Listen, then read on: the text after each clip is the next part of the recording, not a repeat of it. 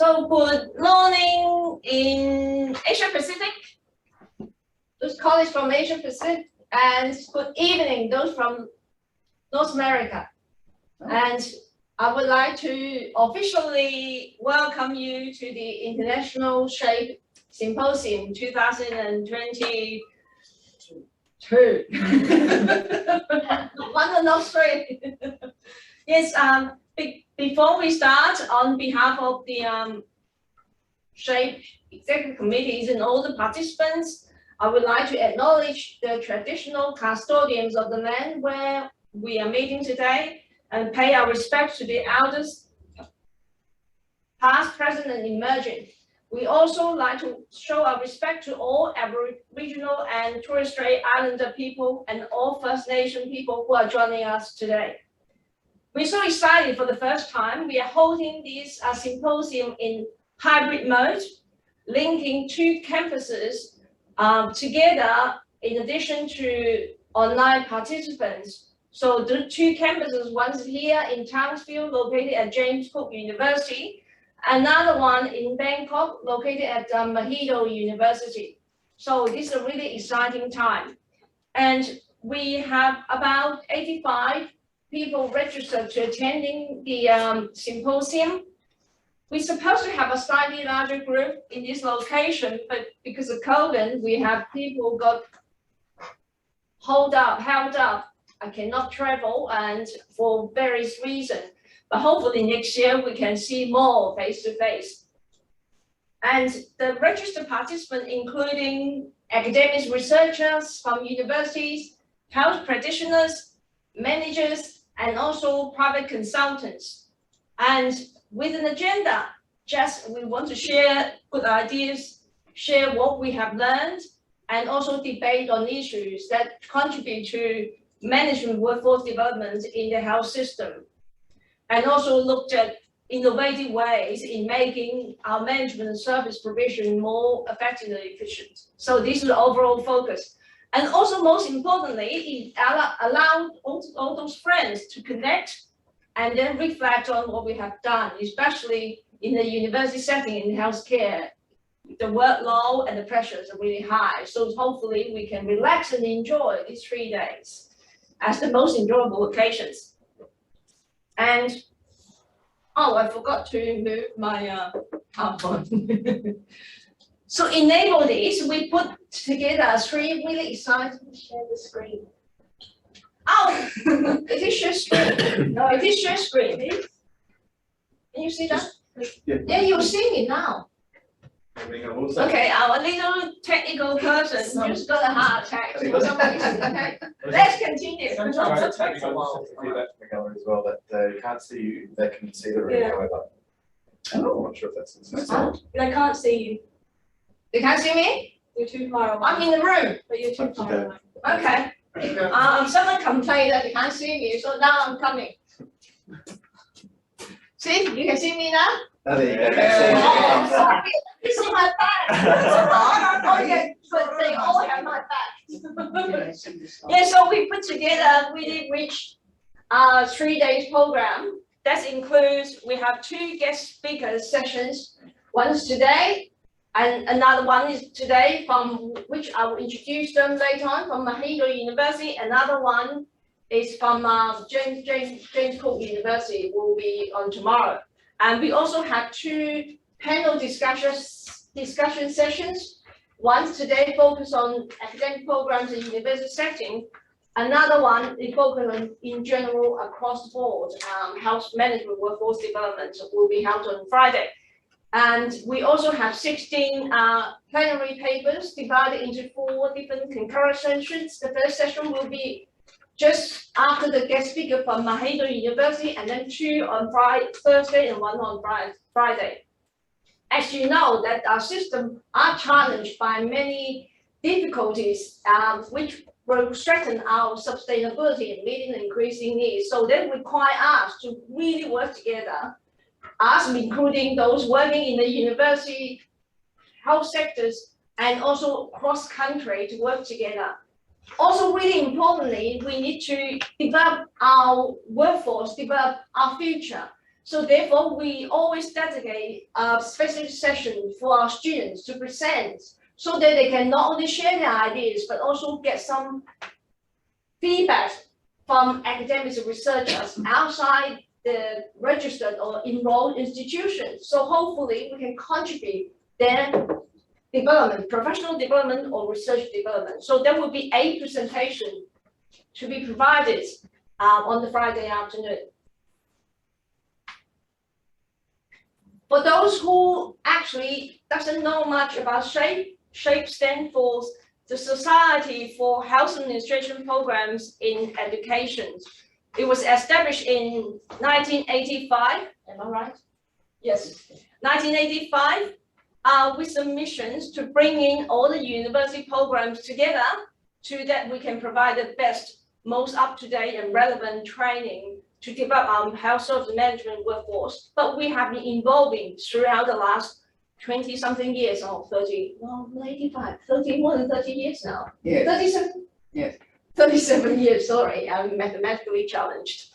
So with a number of missions and objectives, one is to promote the excellence in health service management and education, and to promote dialogue between industry leaders and academics so that we can work together in serving the health service management workforce and develop more relevant and up-to-date tools and methods we can share to do our job better and to facilitate communication between educators and research with similar research interests and expertise, and to engage in cooperative research, publication, and educational activities. So what our major activities include the annual symposium, usually hosted by one of our program members. And now because of COVID, we started to change the way that how we run it. So hopefully next year we will do it better and year by year. We also provide workshops and seminars. Recently in May, I think Nathan that facilitated a discussion on digital health innovations. Mark was one of the main speakers as well. So we provide some workshops and seminars for free for people to attend. We also develop, advise and lobby on behalf of the institution or our programs. And we also facilitate joint publication of research. These are major activities that SHAPE provides. And I would like to just really quickly, sorry, it's one of the word cut, just the team that we are actually supporting all these activities using contributing the time for free and volunteer the time and expertise in making things happen. So that's including management committee and executive committee and a number of other people from across the board. If you don't know me, and you can call me Ming, I'm the president of SHAPE for the last 5 years. And I also the Associate Dean of Research Education for the College of Public Health, Medical and Tropical Medicine, Public Health, Medical and Veteran Science, James Cook University. And we also have Associate Professor Kevin Ford, who's the treasurer of SHAPE for, I don't even remember how many years, so beyond my years, so many years. And from University of New South Wales, we have Associate Professor Jan Maiden, who's the public officer and line member of SHAPE, and from Flinders University, Dr. David Lim, the secretary of SHAPE from Western Sydney University. Miss Anne Smiles here in the room, a line member of SHAPE and the chair of the Symposium Academic Committee. Professor David Briggs, the past president of SHAPE. We also have a number of members of our executive committees actually supported the event and actually here today. And I think I might have missed some of the names, so please excuse me. We have Dr. Foi, yes, from Hong Kong, Dr. Judith there from Curtin University, Professor George Liu from La Trobe University, and Dr. Anish Oji is from our graduate from La Trobe, but now a senior executive in Queensland Health. Dr. Sahi Aslam from University of New England, Dr. Professor Janelle Mohammed from, I remember. Not yet, Yes, yes. and Professor Anita Fitzgerald from Griffith University, and Nathan, our local from JCU, my colleague, and Mark from Flinders, also do a PhD at JCU, and Professor Pudi from Mahidol University, Dr. Mann from Mahidol University, and Dr. Lidra Tenny from Fiji National University. Something like that, yes. In different sequences, okay. And we also have a little person here and who's going to monitor Zoom throughout the 3 days and look after the recording. And so the housekeeping, if you have any question really specifically for us to address, please use the chat function, put your question there. If you want to draw our attention quickly, please send a private message to Eleanor. You can see from the participant list, there's 3 hosts. One is my name, one's Eleanor's name, another one is this room. So just send a private message to Eleanor, then she'll draw our attention. Okay. Before we start, I just need to remind each other to keep your audio mute. And also when you ask questions, I encourage you to turn your camera on. And the session is recorded. So if you don't want your image to be recorded, you can switch the camera. But really encourage you when you ask a question, turn the camera on so we can actually interact with each other, see each other better. And now, again, welcome you to the International SHAPE Symposium. We now move on to the next session. Our 2 main guest speakers discussing challenges facing higher education in Asia Pacific. Professor Nobrinu Diratiti is the Vice President for International Relations and Corporate Social Communication, Mahidol University. He could not make it today, but he has, she has recorded a welcome message. I'm going to stop sharing the screen so that our Thailand colleague can actually play the video. Dr. Mann? Or put it? Yeah, great.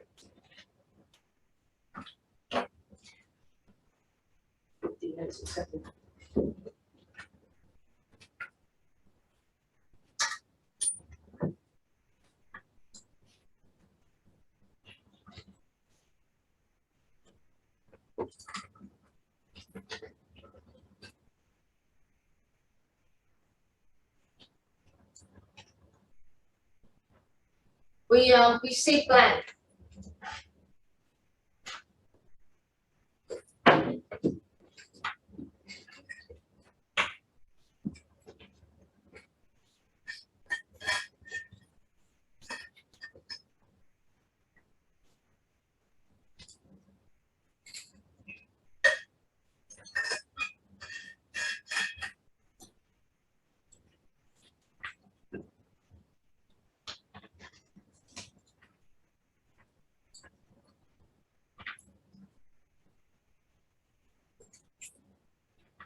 So maybe when we're waiting for that recording, so just a little bit introduction of the Vice President. She's attained a PhD. She is an associate professor in public policy and public administration, teaching at the Department of Social Science, Faculty of Social Science and Humanities, Mahidol University. She attained a PhD degree in politics and international studies at the University of Warwick, and a master's degree in politics of the world economies from LSE, University of London. Current research interest is on co-production in public policy, focusing on lifelong learning from elderly people, as well as other areas of education policy. The work experience she has is much related to harmonization and internationalization of higher education. She was the senior specialist of Symposium, Regional Center for Higher Education, and Senior Program Officer of Asian University Network Secretary, and also a consultant and a resource person to the Asian Development Bank and UNESCO. And then after Professor Dira City, we will have another main guest speaker from Mahidol University. Actually, I can see him on my screen. Professor Dr. Sorry, I may not pronounce your name correctly, so please excuse me. Tao Chan and Linjun Dapon is the Deputy Dean of Postgraduate Education and Professor at Department of Anatomy and Faculty of Medicine at Mahidol University. He received an MD from Mahidol in 1993 and a PhD in microbiology and immunology from Georgetown University in 2001. He did his postdoctorate fellowship in molecular medicine and genetics in Wayne State University from 2001 and 2002. His research projects focus on identification of host proteins required for dengue virus replication and viral host interaction and dengue virus mediated apoptosis. So, Dr. Mann, have you? Well. Good morning, ladies and gentlemen, honored guests, and all of you who are attending online and in person today. My name is Dr. Nobrenu Satarak Tiratiti, Vice President for International Relations and Corporate Communication of Mahidol University, Thailand. It is a great pleasure for me to declare the opening of this symposium on behalf of the President of Mahidol University, Professor Banjong Mahaisawaraya. Welcome all of you to the SHAPE International Symposium 2022. Professor Banjong would like to convey his warm greetings to all of you and offers you best wishes for the symposium. The theme of the symposium, Shaping the Healthcare Workforce to Meet the Challenges We Face in the Asia Pacific. What does this mean for health service educators, researchers, and managers? Is very appropriate to address the challenges and opportunities currently faced by the healthcare workforce, especially for a post-pandemic future. It is very nice to learn that this year marks the first ever SHAPE Symposium that is being held in a hybrid mode, virtually connecting to physical locations, Mahidol University, Thailand, with Townsville, Australia. And we have the privilege of co-hosting this timely and significant event. Being in the role of an educator, researcher, and administrator in a university focusing on healthcare education and services, I truly understand that healthcare management is essential in order to deliver an efficient and optimized healthcare system. Healthcare managers often face complex challenges due to rapidly evolving healthcare systems and dynamic changes in socioeconomic situation. Being researchers, healthcare management educators, and policymakers in a rapidly changing world filled with uncertainty, it is important for us to prioritize and enhance healthcare delivery by recognizing the challenges found within and outside the healthcare system. In this symposium, healthcare management academics, postgraduate students, and professionals will come together to explore various health and healthcare issues and discuss their research ideas, plans, and methodologies along the current and new research. This will enable them to establish good academic networks. Academics will also be discussing curriculum directions in a supportive environment. SHAPE members will have the opportunity to discuss several issues in future developments. Finally, on the occasion of the 39th anniversary of the establishment of the ASEAN Institute for Health Development, I'd like to take this opportunity to honor former President of Mahidol University, Professor Nat Pramon Pawat, for being the founding father of this institute. I wish to thank all the participants for joining this symposium. I am confident that we will learn much from their insightful presentations. I would also like to take this occasion to appreciate all the contributions made by all of you to the health services. Thank you for your dedication and commitment. I would like to express my gratitude to the organizing committee for their effort to make this symposium a reality. And most importantly, SHAPE for including Mahidol in the symposium. I am confident that all of our collective work will contribute immensely to our goal. To conclude my welcome speech, I wish all of you a fruitful and productive day. Thank you very much.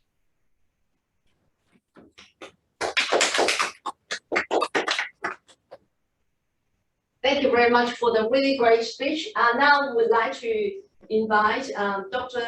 Lin Dapon to provide a talk looking at the challenges facing the higher education sectors in Asia Pacific. Good morning. Can you hear me well? Yes. President of CHEF and President of ASEAN Institute in Health Development, Mahidol University.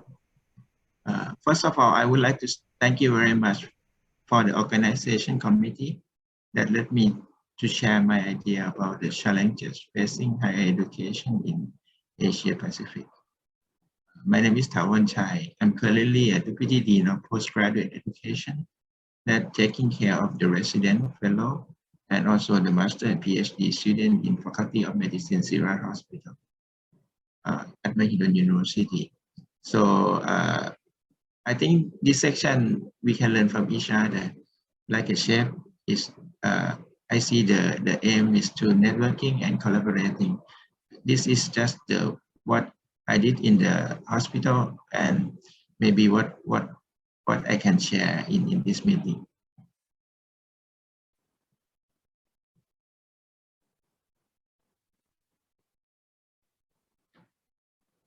This is the first slide. I see how vast it is for the Asia Pacific region, and I see how close we are in connectivity to each other. Especially recently, we have the COVID-19 pandemic. We see that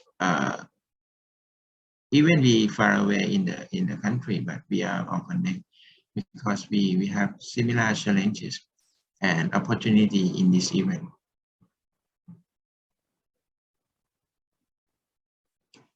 The reason I talking about this because I think the impact of COVID-19 pandemic is affect several things, including the healthcare system.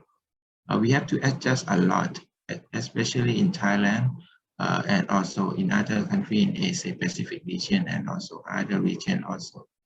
That a lot of things that we really don't know, that we have to handle the problem that we don't know how to do it.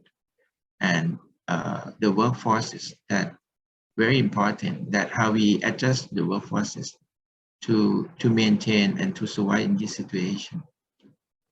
And it's affect education for sure. In our faculty in the past, it's very difficult to use the IT because it's to make a new change.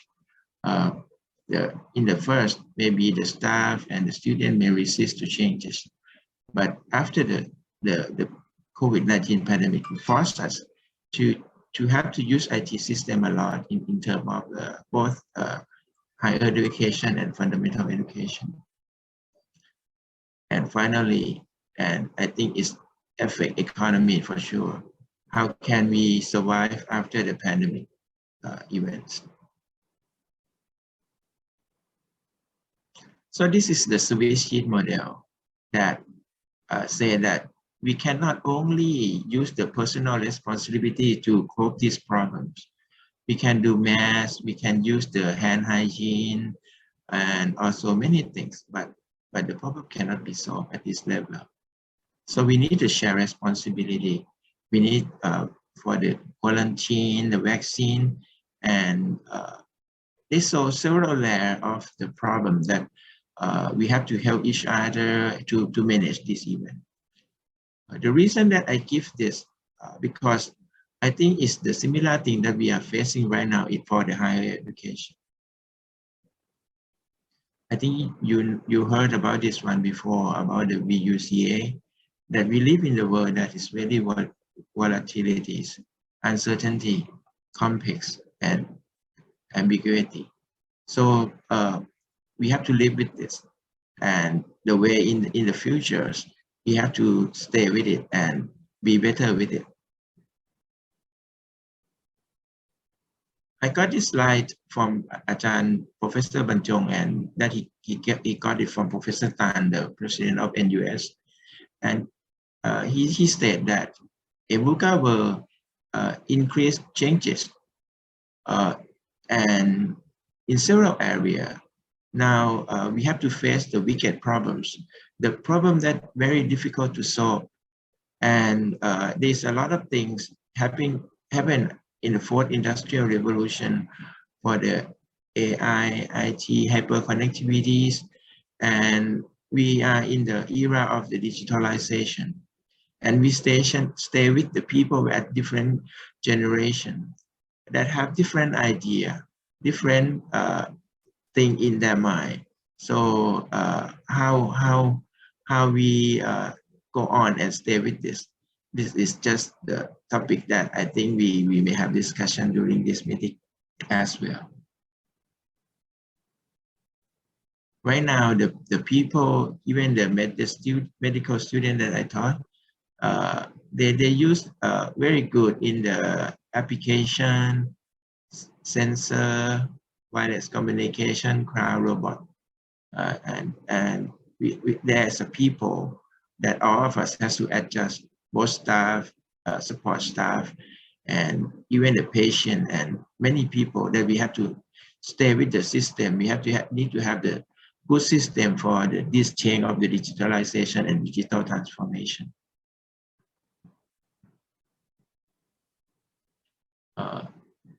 So we passed the several industrial revolution until now to the fourth industrial revolution, that there's a lot of things that affect us, both AI, big data, hyperconnectivity, and intellectualization.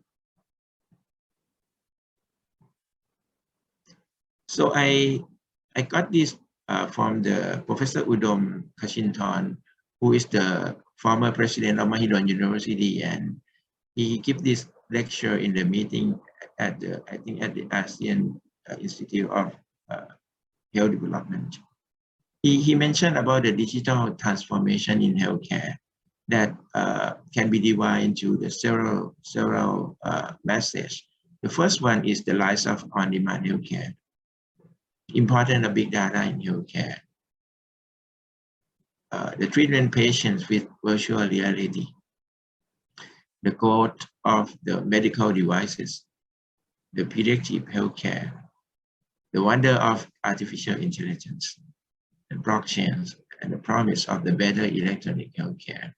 I think this is the example of digital transformation that affect us for sure.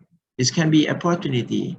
However, when we implement this in the real life, we made a lot of the wicked problem, the several things that we have to do, that we have to handle.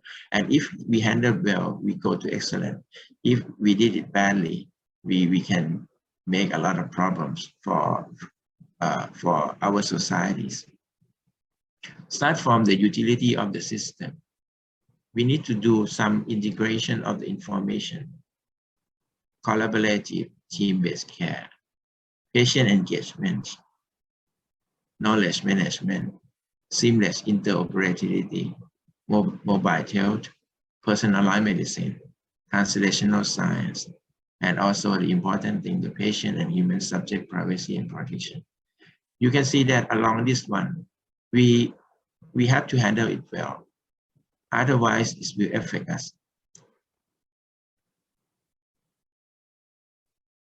Besides, we have to think about the educational risk, about the cyber and privacy liability, regulatory compliance, the physical security, reputation risk, and data loss.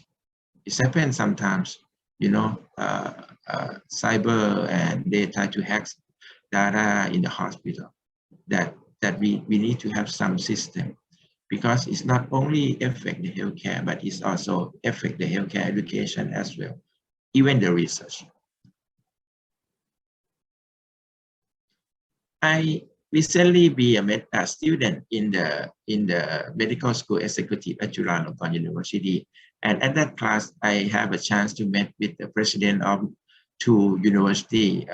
The first one is Professor Banjong from Mahidol University, and the second one is Professor Bandit from Chulalongkorn University. So I'm in the student in that class last week. Before I come to here for the meeting to present this data, I asked him, what is the most challenges for higher education? Because I would like to get insight from them. And I think both of them answer to the same way. I think that the answer that he mentioned is about the human capital and capacity building, because they value the importance of the human capital. I think this is the same value that Chef is doing for the healthcare administration, both in education and research. So I come back and get the slide from that meeting, from the class, and I asked Professor Banjong about the human capital that is the future of the global context. This is the thing that Mahidol University did it, and I think all the higher education in the world do it also. Because we need the graduate to have a T-shape, sometimes even more than T-shape is a pie shape. Besides, they have to have the professional education deep in one discipline. That I think all we all do. That let them learning to do and learning to be. But we also need them to have the 21st century skill with the ethics, that they can learning to learn and learning to live. Because both of them are very important, and more and more important recently, because they have to handle with the world that changing so fast. How can we build them to have a good characters, the competency and literacy that they need to survive in this time? One way that Professor Banjong mentioned as president, he mentioned about innovation, digitalization and internationalization that we are doing today. Because we are in the connected world or the knowledge-based economy in the global competition.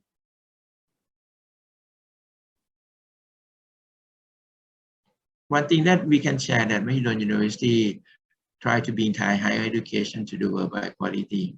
In the medical field, our faculty medicine, Sirat Hospital and Lama Tibetan Hospital in Mahidol University has been accredited by the World Federation of Medical Education. And right now in Thailand, all the 35 medical schools have been accredited by the World Federation of Education and listed in the World Directory of the World Medical School. Not only in the medical field, I think our professionals have our quality standard. Like we are very active in the ASEAN University Network Quality Assurance for the zero education and other field like in the ABET or AACSB that try to bring the standard. Because if we try to use the same quality, we can have the same direction to go at least at the standard level. So this is the thing that I mentioned about the World Federation of Education that have both at the undergrad level and at the postgrad level, and also the continuation of professional development for the medical doctors. Recently, we have a lot of partnership, and because we think that partnership is very important, especially in the medical education partnership.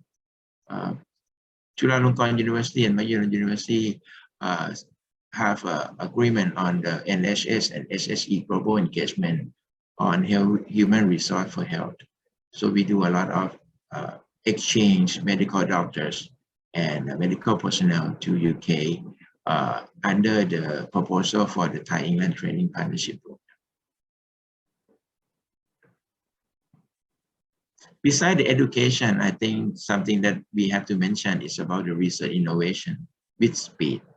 Because right now, before internet and after the internet, or after digitalization, everything is different.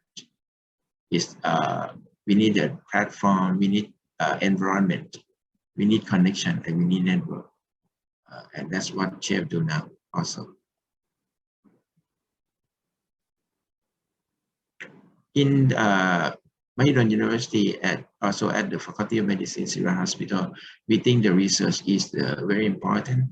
Beside the research, we also would like to have a graduate that more connected and have an international perspective, because they be future global citizen that to work in the international arena. So we have an example to important joint PhD program in medical science to build a medical doctor to do researchers at the TMDU or Tokyo Medical Dental University.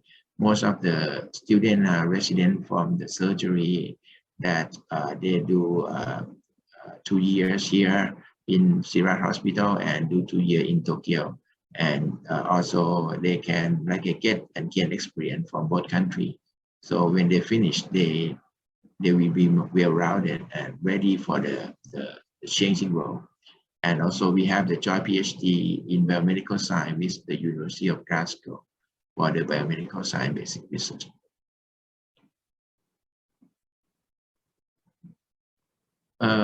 Beside the degree, I think we also need to have the continue education, because this one is from Professor Tan from NUS.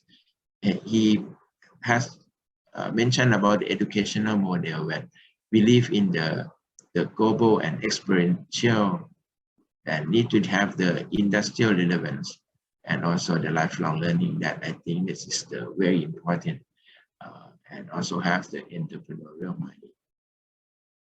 So I give you some of the example that we did in the hospital for the flexible education. Mahidol have the Mahidol apprenticeship program that is another educational platform that enhance the people not only in the school but also the people who interested in the short course training to upskill, reskill, or add skill for their knowledge. And for example, I give you the example that we did in the hospital for the dermatologist. They can learn microcredit from the just only 2 days in the class, or they can collect it to be like a course and register in advance and keep it. And if they have collect the serial number of the course, they can get the diploma. And if they gain more, they can get the master. And even if they do more research, they get a PhD. So this is some kind of the lifelong learning that the one who want to gain knowledge, add skill, reskill, they can use that platform.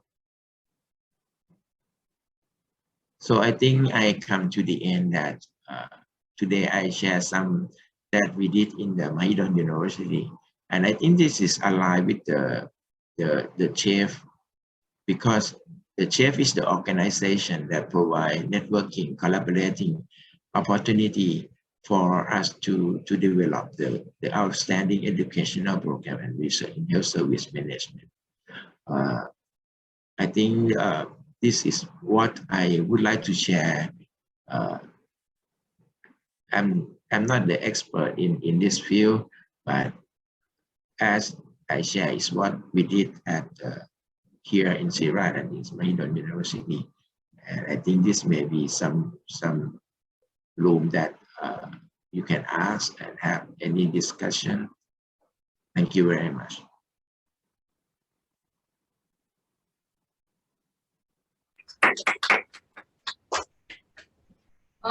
Thank you very much, Dr. Thawbonchai, for the great presentation. I think a number of points that you mentioned really interesting. Firstly, you mentioned the importance of digitization and digital health transformation. So I just have one question before we open the floor for more questions.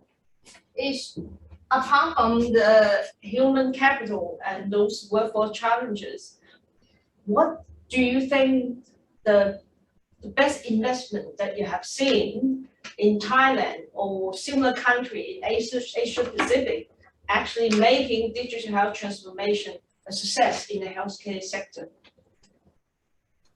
Yes, workforce is the one that I point out today, but actually there's so many things. Actually, right now in terms of the digitalization in the hospital, we have set collaborating with the Huawei and for the 5G technology that right now run in the hospital in several areas that for the robotics, for the telemedicine, for the several things that happen in the hospital right now to stay with the advanced technology. Besides that is the infrastructures that we need to make a progress to be ready for the changes. And actually right now they come in several areas in the treatment of the patient. Many AI technologies come to the for example in the ophthalmology fields, they can use the AI to scan how the changes in the retina, something like that. And also in the pathology, that digital pathologists come to help us. And also the telemedicine for the surgery, we can use that to help the people in the rural area, because we can use that telemedicine to guide and work together in surgery in the province that very far away, because we have a lot of experience. There's several things that is affect the healthcare system, and we need not only the people, but we also need the platform and technology and the training to make us ready for these changes. Thank you very much for the example. I think we started to have questions coming up. Well, so far I haven't seen any questions online yet. So could you raise your hands on the screen if you want to ask a question? In the meantime, I come to the room. Mark, yeah, so Mark Bromeyer from Flinders University has got a question for you. Thank you very much for your presentation. That was really enlightening. I'm doing my PhD with Ming on looking at digital health competencies for health service managers. So it's always of interest to think about how we prepare people to use the digital tools in healthcare. So in Australia, whenever we talk about training our undergraduate, particularly clinicians, we're always told that the curriculum is too crowded. So there's no time to introduce more technology enabling skills or development. So our doctors and nurses in allied health don't necessarily get exposed to the digital technologies during their undergraduate training. Just wondering if you had any thoughts on that with your medical background, thinking about the curriculum and where we might look at best integrating the digital future that we all need the skills for, please. Yes, thank you. I think we're facing the same problems. And actually, I would like to answer into two topics. The first one is we have right now like in Mahidol University, we have the new curriculum for the student to have not only the knowledge in as to be the medical doctor. We have a lot of electives, for example, like around 20 credits, at least in our Sira hospital, that the student can study. We have the combined program with the ICT or biomedical engineering and also medical education. For the student can study another field at the same time. So they will not like a T-shape, a graduate, like what I mentioned, but they will be like a pie shape, that they will have another rate that good at something else, for example, in data science, something like that. So we expect that we have around 10% of the medical graduate that can like have a basic to be like a business analyst in this field. In data science, in health administration also. We do a lot collaborating with several faculty in the Mahidol University. That is for and they even can go to the master program after they finish. So they will get the combined 6+1 year, and they graduate of MD and data science or health administration. So at that, there will be like the 10% of the population of medical doctor that can help us, at least in our hospital and our university. But for the normal curriculum, we also have integrate, but it may not have time a lot because medical students, they need to study a lot. But we have the idea that we need to build some people, at least 10% in our population that have the special kind of understand the language to discuss with the people who know the IT or the administration or even the business field. Thank you. That's very helpful. Thank you. Yeah, I think that's a really great comment. So one of my research students actually looking into why health professionals are not taking on electronic health records. And then when he was doing the scoping review, one of the I think key factors is actually the managers and the practitioners need to have technology in mind. So not just they are familiar with the technology, but also they believe in those involved in the technology. So that's workforce development and training, and that's really important. I see that someone unmute Dr. Pudit, the director of Asian Institute of Health Development from Mahidol University. Did you want to make a comment or say something? Thank you, Professor Ming. And first of all, thank you, Professor Tawanchai, to give a very great lecture, great presentation on behalf of President Banjong Hai-Savaria. I think the changing environment of health management in Thailand and Asia Pacific is very fast and very complex. And Professor Tawanchai can show very well about the various factors that will influence our health system. And yes, the education needs to support the manager to be able to see this changing world and be capable to manage for our better future. And that is my comment. Thank you very much. Thank you, Pudit. We have a question on the floor. Anne?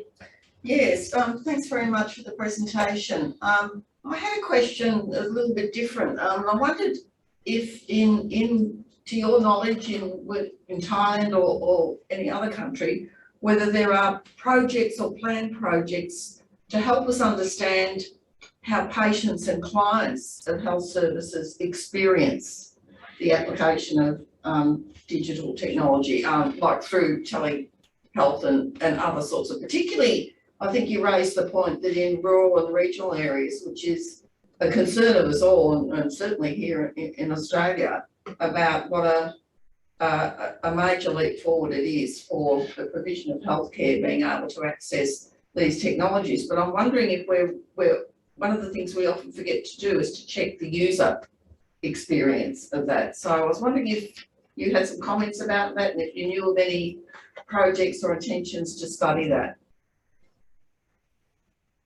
So yeah, it's good question, but it's very difficult to answer. So what we experience in the hospital, we have the system called we call a SI Connect, SI from Sira Hospital. It's connect to the patient that we can help. We use a lot during the COVID-19 pandemic, and we learn a lot from the difficulty because the patient in Thailand, not every people they can use the IT very well, and especially the aged people, and right now even everybody have the phone, but how the IT literacy and how the access to the everybody, I think, and how to make it clear, because there's so many things happen, you know, miscommunication, a lot of things that can happen during this one. But I think it's the way that we have to go, because if we look in the benefit, you know, at the right now there's a policy in the health system that they try to you know, distribute the treatment to the local agency. So the platform for the IT can go to health at that one, because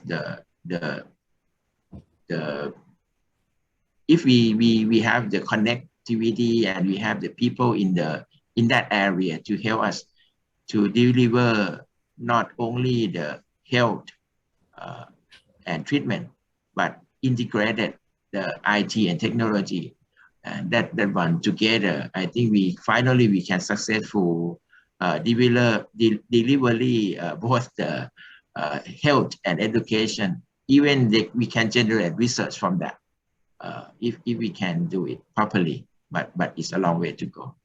Because I think Mark's got something to say here. I think that often we do it almost entirely from the provider perspective, the clinician's perspective, you know, the benefits to the clinician and the health system and so on. Whereas I guess what I'm wondering is there's probably a bit of a gap in our insight into how users experience it in the community. I'm happy to add to that. Mark Bromeyer again. There's a lot of work going on, certainly in the literature that we've been looking at, around the user experience, consumer, patient, age, provider, carer, etc. And what's interesting in Australia, we have the Australian Commission on Safety and Quality in Healthcare that puts out our 8 healthcare standards that we accredit against. And what they just released very recently in March was a standard on digital mental health care provision. It's probably quite unique across the world, I think. What they've done in there, to take your point, Professor, is they've called out quite specifically health literacy. So we've got to understand how we engage with health as a non-health person. They then call out digital literacy, which is what you were talking about with the IT.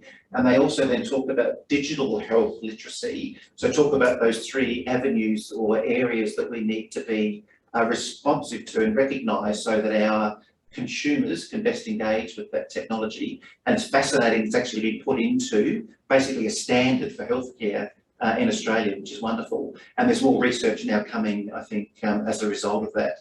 But that's the really important part. It's the digital health literacy that we need to get to. And as I said, the digital mental health standards in Australia are probably a good example to start that. But how would you then think of the aging population, where 1/3 of our population is not going to ever be digitally literate or health literate for that matter? How are you going to deal with that? So it's interesting, EY did a report a couple of years ago on silver surfer. They call it silver hair, and surfer, the Australians go travelling when they retire. And they said that 64% of the people over 65 in Australia wanted to already engage electronically in healthcare, and it's actually a rising cohort. So I think that's something we still need to keep exploring, but I think one of your students looking at aged care and informatics as well as a part of the study. It's on the rise, but I think to your point, one of the things we have to be cognizant of, we don't want to further the information divide and have more information for, regardless of why. Yeah, because it's even more divisive. Yeah. Which is why coming from the user experience is so important, because it gets that kind of agency issue in there, that it's not about things being done to people, it's about people engaging. Yeah. Well, Interesting. let's see here. Yes. Any final remarks from Dr. Tan Chai, or any final question from the floor? Yeah, I would like to say thank you very much for the organization committee to let me have a chance to share this. And I think I learned a lot from this meeting also, that thank you so much for having me a chance to. Thank you very much for participating. And hopefully we will see you in the next Trade Symposium. Yes. And thank you, Pudi, for organizing this. Yeah. Thank you. So now we have actually got 4 minutes before the next session. Let's have a quick stretch and grab a cup of coffee and come back in 4 minutes. Okay, great.